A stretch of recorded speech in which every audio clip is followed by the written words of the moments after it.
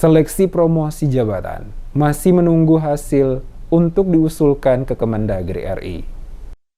Pemerintah Kota Ambon saat ini tengah merampungkan seluruh pemberkasan penjabat tinggi pratama pemerintah Kota Ambon yang telah mengikuti seleksi promosi jabatan oleh pemerintah Kota Ambon beberapa waktu lalu untuk dikirim ke Kementerian Dalam Negeri atau Kemendagri RI. Penjabat Wali Kota Ambon, Bodwin Watimena, saat diwawancarai tim DMS Media Group di Balai Kota pada hari Selasa 27 Desember 2022 menjelaskan, saat ini seluruh hasil berkas peserta seleksi penjabat tinggi pratama sementara dirampungkan dan akan segera dikirim untuk mendapatkan persetujuan dari Kementerian Dalam Negeri. Watimena mengatakan pelaksanaan seleksi bagi pejabat tinggi pratama yang dilaksanakan oleh pemerintah Kota Ambon bertujuan untuk memperkuat kapasitas SDM aparatur sipil negara atau ASN dalam mendukung pembangunan Kota Ambon yang smart. Sesuai rencana kata Wali Kota, mereka yang akan mengikuti seleksi tersebut nantinya akan ditempatkan pada sejumlah jabatan eselon 2 maupun 3 di lingkup pemerintah Kota Ambon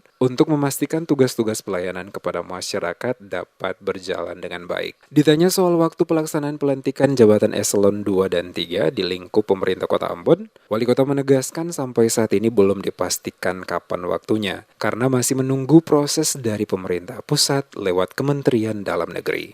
Dirampungkan untuk diusulkan. Ya? Kira-kira berapa lama? Enggak, tidak ada target untuk itu kan. Tapi yang pasti sesegera mungkin diusulkan untuk izin dari Kemendagri. Untuk diketahui sebanyak 27 peserta penjabat tinggi pratama lingkup pemerintah Kota Ambon yang mengikuti seleksi, di mana mereka dinilai oleh para panitia seleksi atau pansel, masing-masing Profesor Dr.